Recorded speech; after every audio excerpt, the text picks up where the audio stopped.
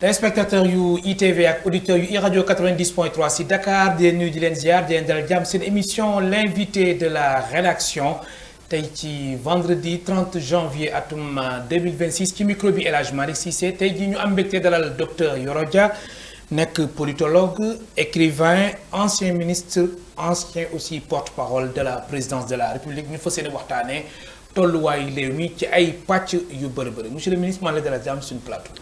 Cissé Mandi Mori maa ngi lay nuyu di la fay di nuyu say téléspectateurs di nuyu say auditeurs. di profiter aussi pour nuyu sama xarit Alassane Samba Diop. oui Alassane yàgg nañ on a fait le lycée Lamine Gueye ensemble. le CESTI ensemble et puis on a travaillé à Walfadjri ensemble. di nuyu aussi Mamadou Ibra Kane moom CESTI lañ nekkandoo woon di nuyu Boubacar Diallo moom tamit Walf lañ nekkandoo woon. ak grand Ibou Fall. Ibou moom sama grand la parce que à la limite Ibou a littéralement quand j'étais au CESTI dans les années 90 mon premier stage c'était le témoin donc à la limite j'ai eu la chance que Ibou Fall a été un de mes premiers encadreurs donc kër gi sama kër la Antoine Diouf aussi waaw Antoine moom sama séeréer la Antoine moom li may wax depuis Léopold Sédar Senghor parce que moom laa xam séeréer bu baax waaw moom séeréer bu baax la am na solo waaw alors waxtaan bi dañ koy tàmbalee ak wàllum yoon gis nañ ni Pape Ngagne Ndiaye di présenter émission Faram Facce ci TFM dañ ko convoqué ci wàllum yoon ak Doudou Wade loolu yëpp bu jëm ci ay déclarations yi nga xamante ni l'ancien parlementaire ancien aussi président du groupe parlementaire lu libéraux et démocrates di Doudou Wade wax na ko ci boobu la émission boobu la convocation mu nekk li nga xamante ni moom nañu ubbee ci wàllum yoon sax daan si xuus bu baax si waxtaan bi d'abord ban appréciation ngay def ci convocation bu yoon convoqué Pape Ngagne Ndiaye ak Doudou Wade. li ñu war a wax ci yoon rek constat bi ñu war a njëkk a def. mooy ñun ak nos amis de Pastef ñun bi ñuy nekk au pouvoir ak bi ñuy nekk opposition. yéen waa APR. non man bokkuma APR. voilà bokkuma APR non mosuma bokk. waaw yéen ñan nga mosuma bokk APR ça veut dire que nous les républicains nous les gens qui sont les défenseurs de la République. nous les gens convenables. l'ancien gouvernement de Macky Sall. man bokkuma APR mais l'ancien gouvernement de Macky Sall booy xool ñun bi ñuy nekk au pouvoir. ak bi ñu nekk dans l'opposition mosoo dégg ñu saaga magistrat wala ñu menacer magistrat. bi ñu nekkee dans l'opposition mosoo dégg ñu saaga magistrat. mosoo dégg ñu menacer magistrat. waaw loolu sax ñoom nag non par contre nos amis ñoom. par contre nos amis de Pastef.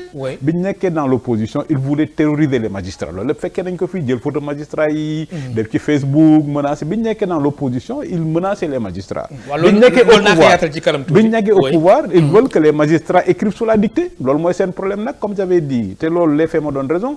Pastef va perdre deux grandes batailles qu'il ne peut pas gagner mooy la bataille contre la presse ak la bataille contre la magistrature. waaw ñaar yooyu moom da nga bëgg wax ne ñoom seen objectif. mais bien sûr ñaar yooyu dafa leen soxal. te yow jàpp nga ni ak même situation bi nga xamante ne presse yi moom lay dund nii jàpp nga ni ñoom duñ gagner bataille bi. mais man je suis politologue j'ai toujours dit que Pastef je dis pas qu'ils ont le même objectif que les nazis. parce que les nazis voulaient exterminer les juifs. Ils n'ont pas le même objectif que les nazis mais ils ont la même démarche. Hitler bi mu ñëwee au pouvoir dafa wax pour ñu def un projet totalitaire. il nous faut deux choses domestiquer la presse terroriser les magistrats. parce que boo xoolee bañ nekkee au pouvoir ba léegi ñaar yooyu mooy seen objectif. terroriser la presse par le fisc par les menaces par les consommations par les convocations tout azimuts. ils ont voulu asphyxier économiquement la presse ça n'a pas marché. aujourd'hui quand tu vois les magistrats ak suñu premier ministre li mu wax barki démb Maroc. loolu naa si ñëw tamit li mu wax barki démb Maroc loolu ma fi mu ne nii nga may ma rek ma rappeler booy xool damay wax les nazis. boo jëlee les nazis c'était un coup d'état raté. le coup d'état de Munich. coup d'état raté prison pour Hitler amnistie élection victoire lu mu lay rappeler Pastef insurrection ratée prison amnistie élection démocratie Hitler nag pour mu réussiroon il avait réussi à domestiquer la presse parce que à l'époque benn rajo moo amoon télé ak journaux loolu yomb naa gérer pour presse bi da ngay dem imprimeur bi tu saisis le journal bu dee rajo bi da ngay couper signal bi bu dee télé da ngay couper signal bi léegi c'est pourquoi je dis les deux combats qui restent pour Pastef pour le projet totalitaire c'était combat perdu d'avance mooy le combat contre la presse et le combat contre les magistrats. Parce que aujourd'hui avec internet tu peux pas censurer les gens Et tu peux pas terroriser les gens au Sénégal. Alors loolu yëpp naa ko yaatal ci kanam tuuti mais convocation bi ñu convoqué Pape Ngagne Ndiaye ak Doudou Wade. waaw ban lecture nga siy def. mais non man xaw ma gumma lu leen le procureur di reprocher mais bu dee affaire way dañoo am président de la République moo war a dawal Boeing dawal Jakarta je trouve que quand même c'est insignifiant parce que comme on dit tout ce qui est excessif est insignifiant. Maintenant nag bu dee affaire coup d'état moo tax procureur li Doudou Wade wax ci affaire coup d'état moo tax procureur convoqué ko man fii damay wax Sénégal coup d'état du fi am. te mënu fi am balaa yow mi diin. te loolu sax ñu la ñuy ñaan yàlla maanaam. mu bañ fi am non mais maanaam mu bañ am Sénégal. non mais nous sommes une exception. Parce que li tax coup d'état du am Sénégal. Sénégal l'armée est une institution. Dans les autres pays l'armée n'est pas une institution. Mais et puis on a une armée républicaine. non plus que républicaine. Oui. Mais Mbaye Cissé bii dem à la retraite en février. Mais Macky Sall moo ko nommé. Donc il sert avec la même loyauté Bassirou Diomaye Faye qu'il servait Macky Sall.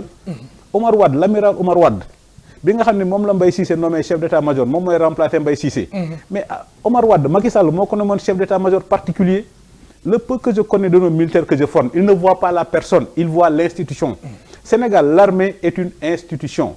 Beneen affaire bi tax coup d'état mënu fi am Léopold Sédar Senghor boo lire les mémoires d'Abdou Diouf Léopold Sédar Senghor dafa wax boo bëggee am une armée républicaine da ngay recruter les officiers là où vous recrutez les magistrats et les administrateurs civils ce qui fait que les militaires n'auront pas de complexe c'est-à-dire à l'université mais tous nos militaires sont recrutés à l'université. C'est pas des gougnafieux c'est des gens qui sont instruits c'est des gens qui sont très bien formés donc c'est pourquoi ñun on a une armée nationale. Sénégal on a vécu une crise importante 2021 ba 2024. Tout à fait. Mais da nga dégg armée bu wax ci parce que l'armée se dit les combats politiques ne sont pas nos combats. L'armée du Sénégal accepte la soumission au régime civil. L'armée du Sénégal accepte que celui qui a les armes ne pas décider de l'emploi des armes. Et c'est pourquoi l'armée du Sénégal n'a jamais pensé que son rôle c'est d'arbitrer un combat politique. Par contre nous avons le contraire au Mali. Mali l'armée pense que chaque fois qu'il y a un conflit wala un blocage l'armée doit arbitrer en faisant un coup d'état. On a eu le problème au Mali, on a eu le même problème au Niger. Tout à fait. Niger, quand il y a eu le problème entre le président et le premier ministre Amadou avec Baré Maïna Sara, mais l'armée a arbitré en faisant un coup d'état.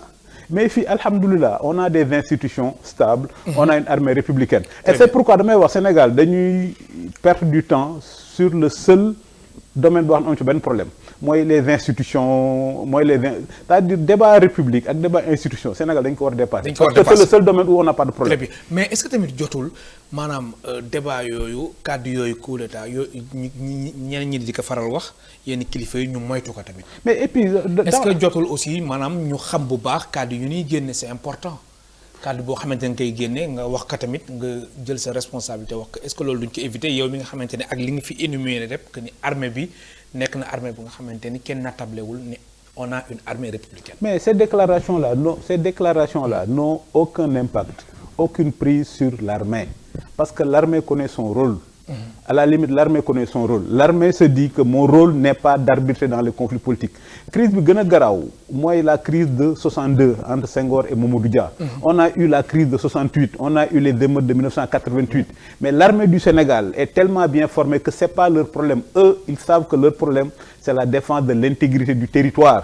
Et c'est pourquoi on a eu un conflit pendant 40 ans en Casamance. Voilà. Il n'y a pas eu am nañ benn conflit en Casamance pendant 40 ans amul sécession. Les MFDC a échoué parce que armée xam na lan mooy rôlam. ñi dem armée li Senghor doon wax et c'est là où Senghor a raison ku choisir dem armée yow yaa ko tànn. Parmi les officiers là am nañu ci ay doctorants en mathématiques Mbaye Cissé.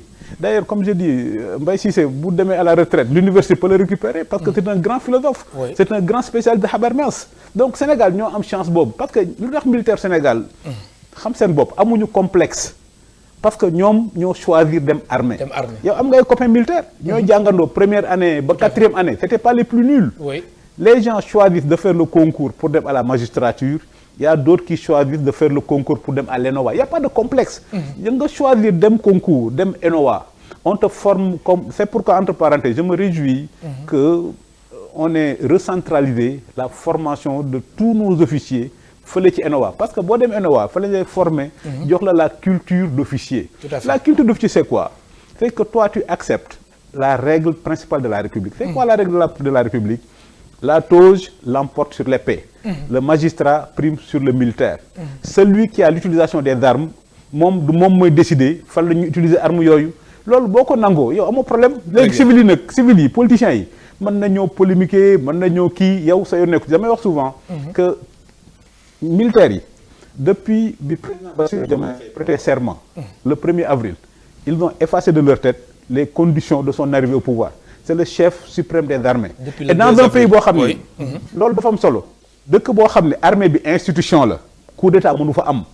et puis Sénégal armée bi institution la ça dépend pas des humeurs des individus ça dépend pas des humeurs ça dépend pas des humeurs de nombre. D'accord alors Yoro Dia ñu xuus bu wax ci waxtaan bi taxaw ci wàllum yoon gis nañ le premier ministre Ousmane Sonko ba mu demee Maroc waxaat na tamit ci wàllum magistrature bi ba su nekkee Sénégal temps jamono ci gannaaw waxoon na ci mu demaat Maroc wax ci alors yow politologue nga. ban jàngal ngay def ci déclaration yi Ousmane Sonko li def envers la magistrature. non c'est-à-dire Ousmane Sonko wax ci magistrat yi Sénégal wax ci magistrat comme li ma wax sama dans mon tweet aujourd'hui le seul et unique problème du Sénégal. mooy Ousmane Sonko.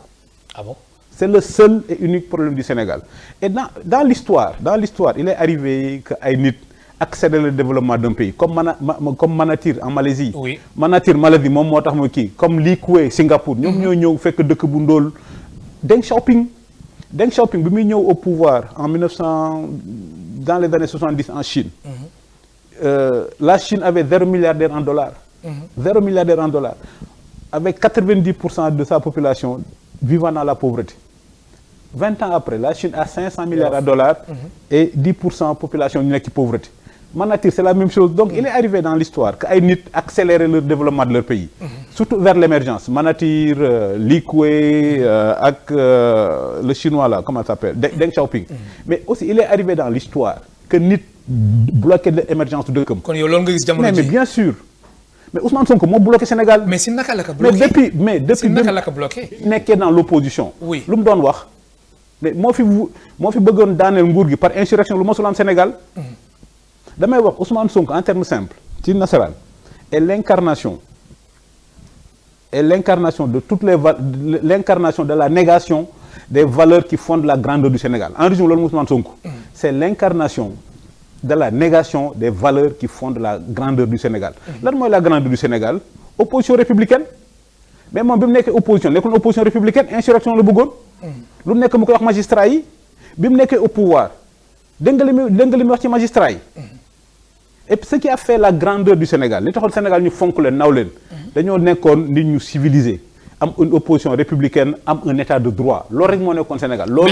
loolu moo ñu différencié woon Sénégal ak yeneen dëkk yi. li tax ma ni mooy problème mu Sénégal. oui xam nga ñàkk a xam baaxul. yow nga dem Maroc nga ni Maroc ñoo leen investir au Sénégal. Et dans le même jour tu dis que oui le problème du Sénégal c'est la magistrature mais kan mooy ñëw investir dans un dëkk boo xam ni y a un problème avec la justice. Les investisseurs foofu mën na décourager loo investisseurs marocains. Mais bien sûr ci déclaration boobu. mais bien sûr. ba Ousmane Sonko nekkee premier ba léegi ban investisseur nga fi gis. Les investisseurs cherchent deux choses. La stabilité politique que le Sénégal a. Les investisseurs cherchent la position géostratégique Sénégal am na ko mais les investisseurs cherchent ce qu'on appelle la sécurité juridique et judiciaire. Mais que dëkk boo fa investir. que da nga bëgg bu dee investissement sérieux la ça prend 10 ans 15 ans. donc da nga bëgg dëkk ba boo fa investir mu nekk état de droit. Et ce qui fait que même bu alternance amee say investissement état continuité état garantir la ko. Comment tu peux dire aux Marocains venez investir au Sénégal et puis tu dis le seul problème du Sénégal c'est la justice. Mais c'est incohérent. mais Yoro Dia est-ce que du Ousmane Sonko dafay def allusion ci ay erreurs judiciaires. naam sax aucune erreur naam sax justice ñu fa nekk tamit ay nit. si c'est dañuy juum mais est-ce que ay erreurs judiciaires yoo xamante ne dafa amoon dans le passé. y a aucune erreur yenn dossiers yi nga xamante ni ay dossiers politiques la après ñu yóbbu ko ci wàllu yoon est-ce que du loolu moom il y a aucune erreur judiciaire. Monsieur Ousmane Sonko bi mu nekkee dans l'opposition il voulait terroriser les magistrats pour que les magistrats def li mu bëgg et il a lamentablement échoué. Il est au pouvoir. jamono ji ñoo nekk au pouvoir non il est moom lay wax. ba léegi da nga wax li mu bëgg sotteegul déedéet bi mu nekkee dans l'opposition il a essayé de terroriser les magistrats pour que les magistrats def li mu bëgg il a lamentablement échoué moom moo fi wax élection présidentielle bu ma bokkul il va y avoir un chaos indescriptible. Il voulait mettre la pression sur le Conseil constitutionnel le Conseil constitutionnel n'a pas cédé il n'a pas bokkul te chaos amul. Donc bi mu nekkee dans l'opposition il voulait terroriser les magistrats pour am li mu bëgg magistrats yi faale wuñ ko tey jii bi mu nekkee au pouvoir dafa bëgg les magistrats mettre la pression sur les magistrats pour que les magistrats écrivent sous sa dictée. Magistrats yi duñ ko nangu. Il n'y a aucune erreur judiciaire. Xam nga la différence entre eux et nous. Oui. C'est un principe fondamental.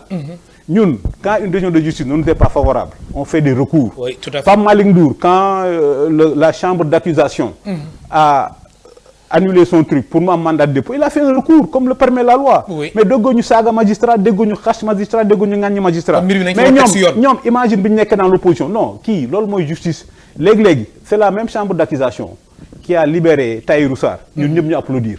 C'est la même chambre d'accusation qui a dit nañ def pas mandat de dépôt. Justice loolu la. Justice léeg-léeg nga gagné léeg-léeg nga perte. mais kaaw Farba Ngom nag foofu taxawaay. non d'accord justice moom la si am mais ak moom nga xamante ne moom Tahirou Sarr gisoo Farba Ngom daf leen lié. Farba Ngom d'accord ci li justice def mais on a fait un recours déggu li ma la wax c'est ça la différence entre eux et nous et c'est une frontière c'est comme la grande muraille de Chine entre eux et nous vis-à-vis de la justice. ñun mosoo dégg ñu saaga magistrat mosoo dégg ñu menacer magistrat am na des justices yoo xam d'accord ci mais bu ñu d'accord ñu dañuy def recours. et c'est ça la différence c'est une constante chez nous c'est le principe. bi ñu nekkee au pouvoir on avait le même principe bi ñu nekkee dans l'opposition on a le même principe. Il y a pas d'erreur judiciaire. le juge day àtte léeg-léeg mu jox la dëgg léeg-léeg du la jox dëgg. mais maintenant Ousmane Sonko rek li mu bëgg moom lañ doon wax ci France la lettre de cachet. La lettre de cachet Ousmane Sonko se prend pour Louis XIV. Louis XIV moo nekkoon buuru France. Dans la politique judiciaire française du temps de Louis XIV buuru France Louis XIV amoon na pouvoir day jël benn feuille blanche bind ci sa tur. bu ci bindee sa tur nag amul enquête amul procédure dañ lay jàpp tëj ci kaso bi ba finalement buur bi boo ko neexee benn bi rek moo xalaat ni diw kat jàppoon nañ ko mu ni nañ ko bàyyi mais Ousmane Sonko loolu la bëgg mais moom juge yi ñoo ko sauvé. yaa ngi fàttaliku biñ nekki bi élection présidentielle. biñ état du Sénégal invoqué sa condamnation. ba ni dootul bokk biñ génnee ko ci liste yi ku ko dugalaat ci liste yi un juge Sabassi Faye. un juge de Ziguinchor. moo ko dugalaat ci liste yi. est-ce que dégg nga ñu saaga Sabassi Faye te pourtant boobu on était au pouvoir.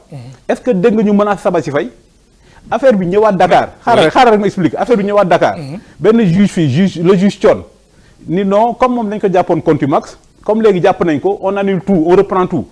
mais ça n'est pas favorable loolu mooy la différence. mais alors la différence aussi. est-ce que da nga gis aussi on a li lay wan Sénégal la justice fonctionne. li lay wan Sénégal la justice fonctionne mooy personne n'est content. léeg-léeg ñun. su la arrangé. non c'est ça l'équilibre. oui léeg-léeg ñun ñu am décision yu ñu satisfaire au pouvoir bi mer.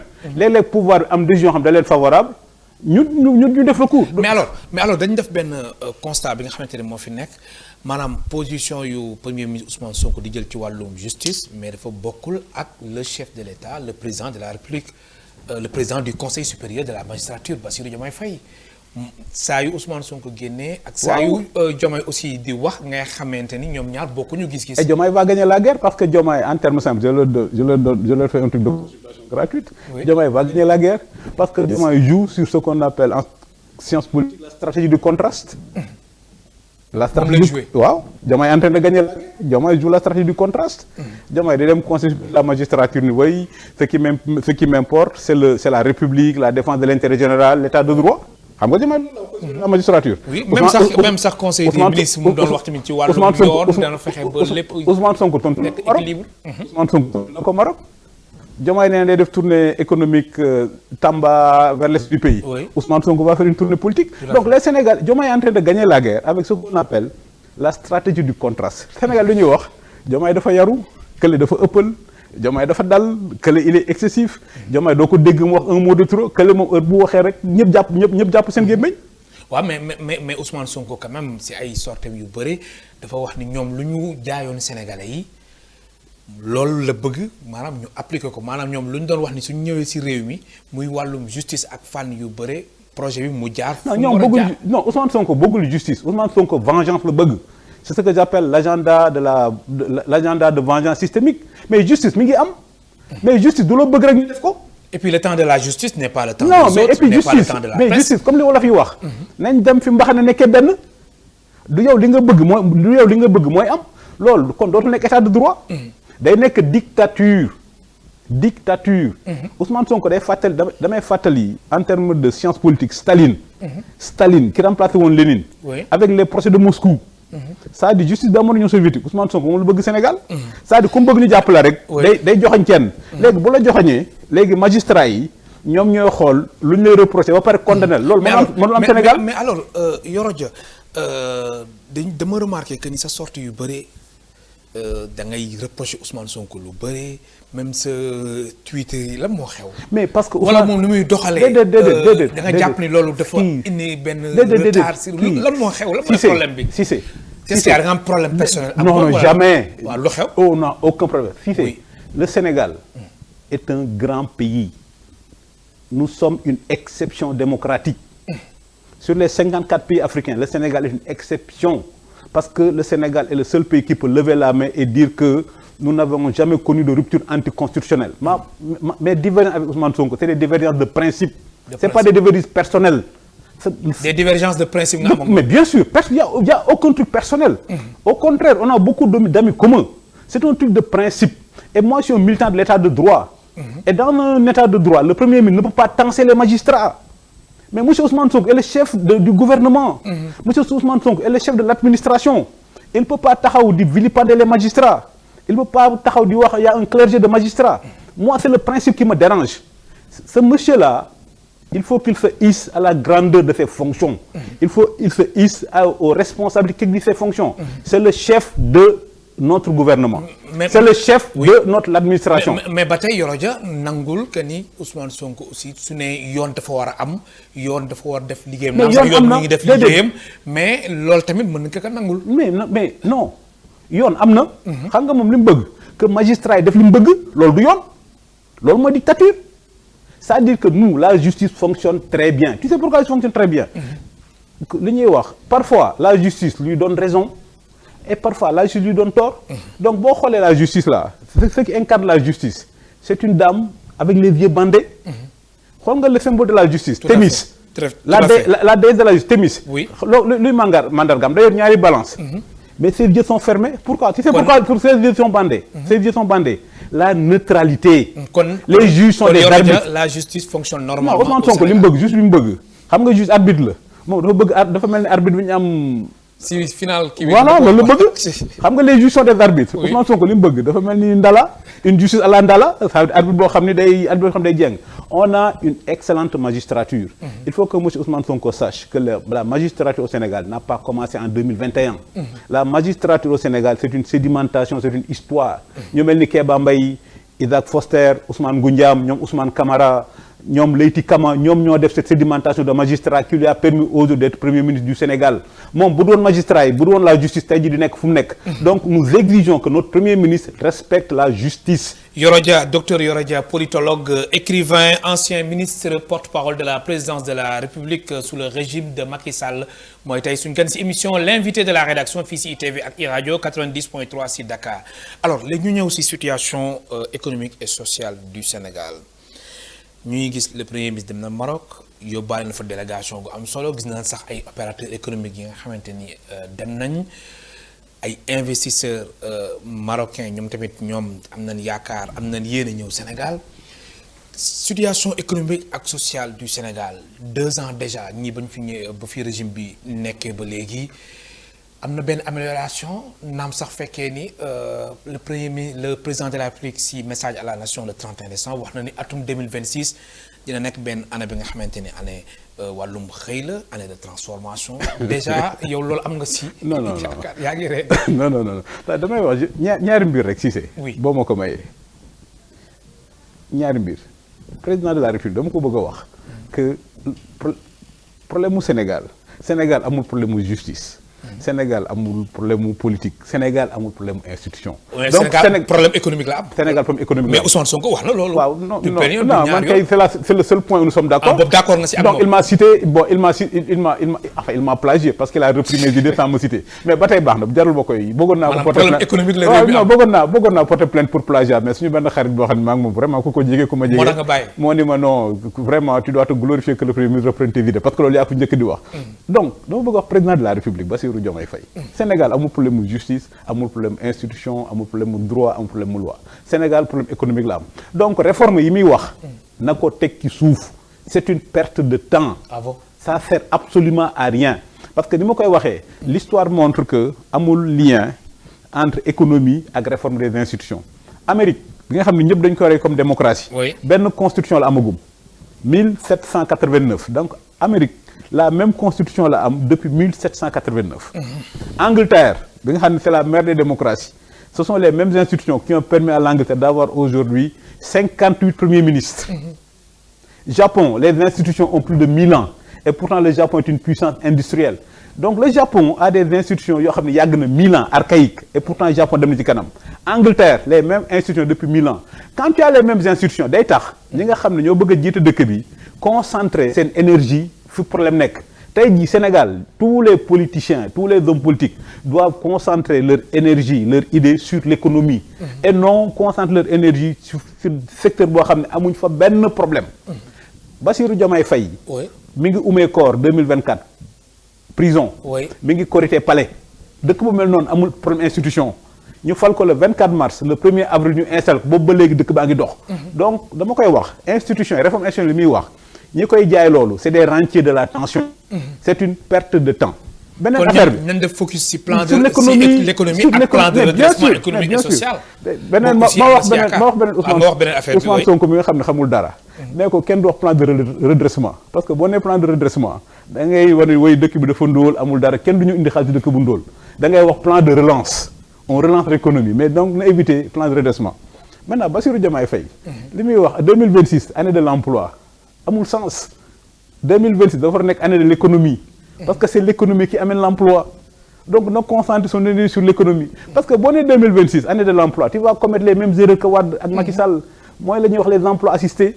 aussi sénégalais les emplois assistés, moi, il y a les FERA, ils nettoient mbedd ay FNPJ, ay DER, donc on commet les mêmes erreurs. Année de l'emploi a mon sens. Les sens, moi, année de l'économie.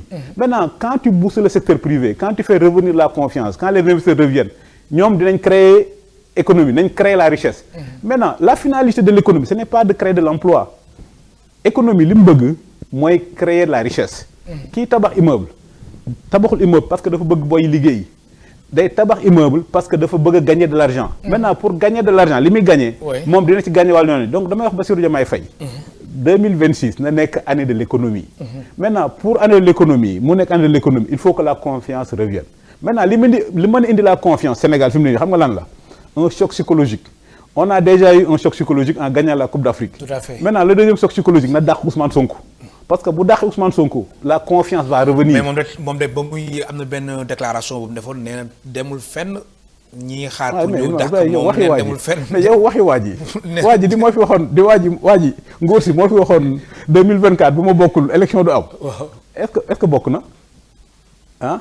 te élection am na. ah mais. waaji kay mën nga jël te gañe na. ah.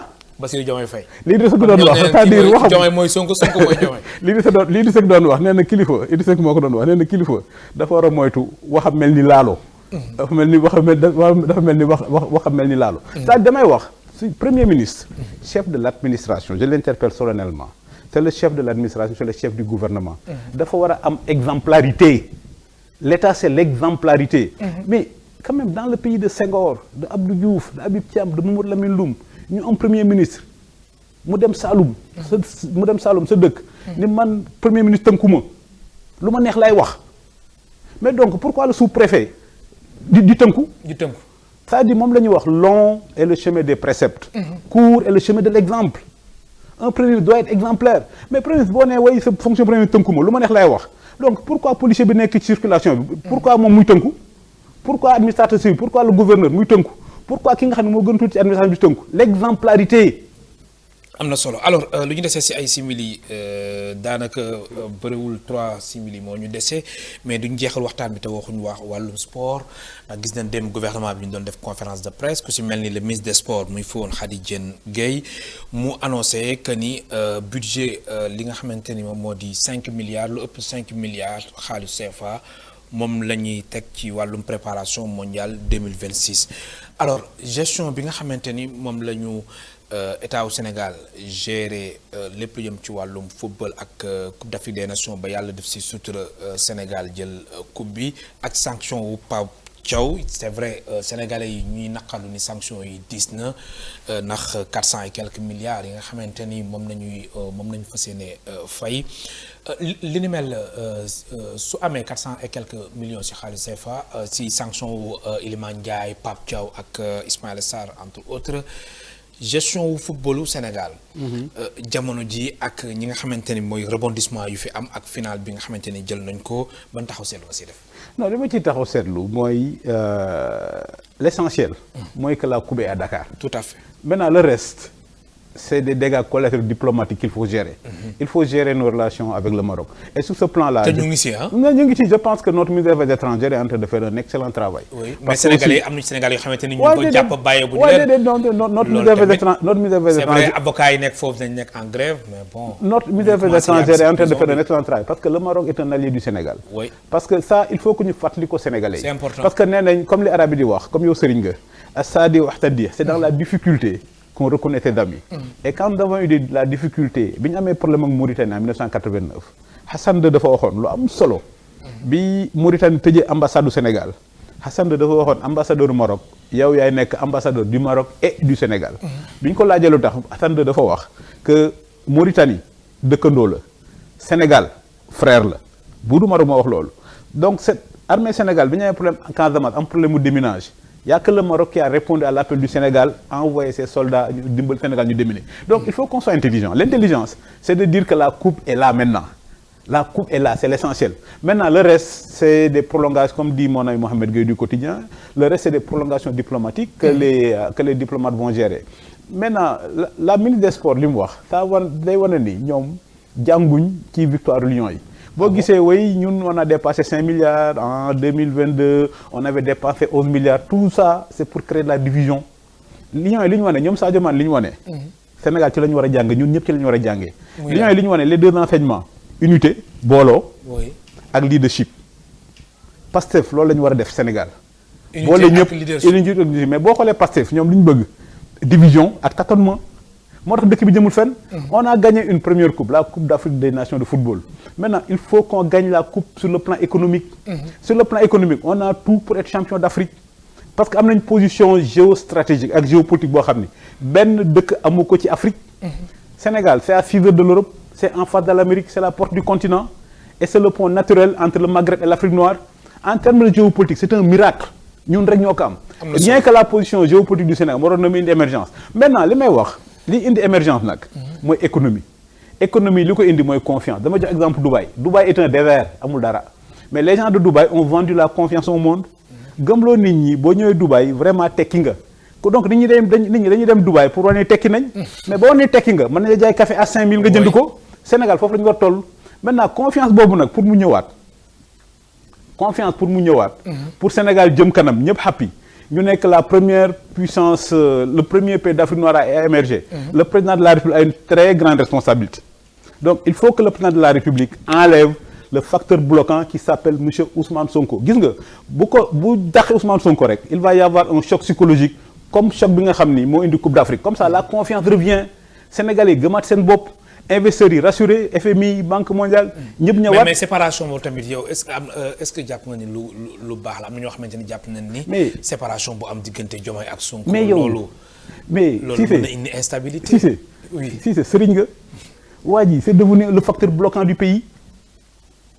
mais tu imagines premier ministre Sénégal dem ba Maroc di xam ay magistrats Sénégal qui va nous prendre au sérieux. La règle républicaine élémentaire. c'est qu'on ne parle pas des affaires de son pays à l'étranger. Mais le premier ministre du Sénégal, Demba Maroc, dit dénigrer la magistrature du Sénégal. Quand moi investis dans un pays, le premier ministre, le problème du pays, c'est la magistrature. Donc, ça veut dire que le Sénégal investir et les juges de l'ENR.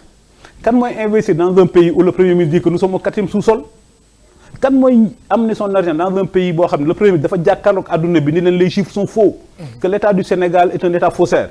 Ousmane Sonko incarne la négation des valeurs qui ont fait la grandeur du Sénégal, ce que j'appelle la négation du Sénégal. Maintenant, beaucoup de présidents d'Aché, choc psychologique bi nga xam ne moo la ñu amoon Coupe d'Afrique bi léegi bu ñu ko defoon bu ñu ko dàqee day choc psychologique boobu mooy amaat comme ça Sénégalais yi commencé amaat espoir du dëkk bi jëm kanam. maa ngi lay gërëm baax di la sant. maa ngi lay sant si sama Mandé Mori. alors di ko gërëm baax di ko sant tey suñu gan si émission l'invité de la rédaction fii si TV ak iRadio 90.3 si Dakar nekkoon docteur Yoro Dia politologue écrivain ancien ministre porte-parole de la présidence de la République di gërëm baax.